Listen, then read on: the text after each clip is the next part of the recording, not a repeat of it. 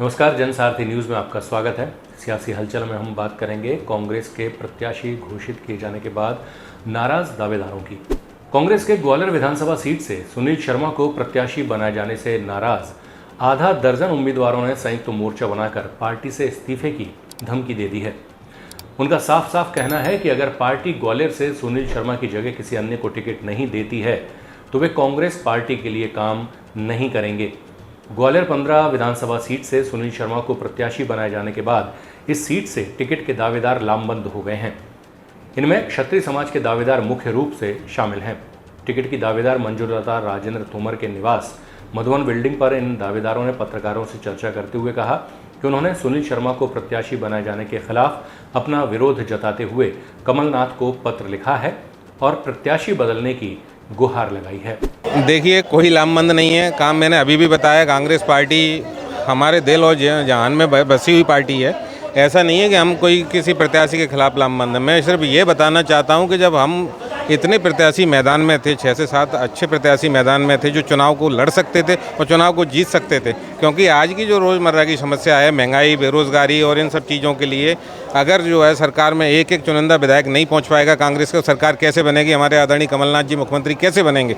हम सिर्फ ये चाहते थे। दूसरा, पार्टी ने जो है इतना लंबा सस्पेंस रखा, पहली लिस्ट में नहीं, दूसरी लिस्ट में नहीं, और नाम भी दे रहे हैं तो आप ऐसे का दे रहे हैं जो स्वयं जो सिंधिया का एजेंट है, वो सिंधिया के लिए काम करा उसने। आपको पता होगा कि जब सिंधिया जी गए तो उनके साथ छोड़ के चला गया था कांग्रेस को, और 2 दिन बाद वापस लौट के आता है। उस आदमी पे चलो 2020 में कांग्रेस ने विश्वास किया, कोई बात नहीं है, लेकिन वो उसने मैनेजमेंट से चुनाव लड़ा। इस चुनाव को उसने जानबूझ के 34,000 वोटों से हारा, जिसको ऊपर तक शीर्ष नेतृत्व तो सब जानता है। इतना सब जानते हुए उसको फिर दोबारा से मौका दिया जा रहा है, इसलिए हम लोग नाराज़ हैं।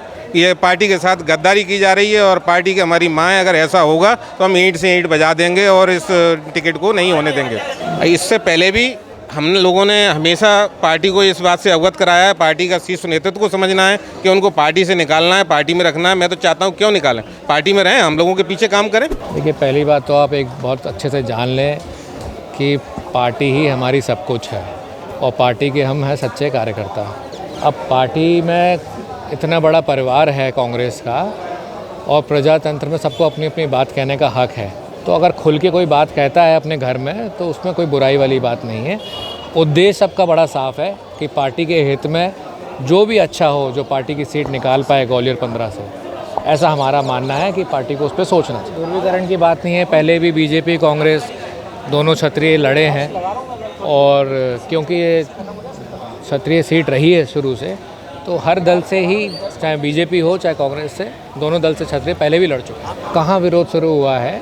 अपनी बात रखना एक अलग चीज़ होती है, विरोध एक अलग बात होती है। ये बात रखना, देखिए उनका संबंध बहुत अच्छा है और वो खुल के बात करते हैं। ना ही हम पार्टी के खिलाफ हैं, ना प्रत्याशी के खिलाफ हैं। हम एक सिद्धांतवादी बात कर रहे हैं। हम कांग्रेस के कार्यकर्ता हैं।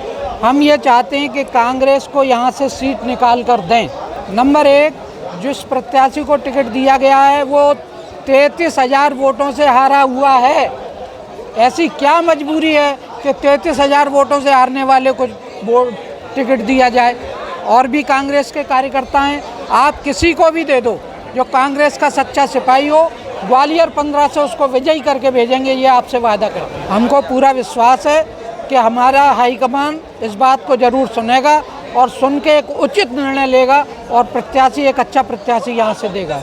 ऐसा है, बहुत सारी चीज़ें होती हैं, निर्णय लेते समय बहुत सारी चीज़ें होती हैं।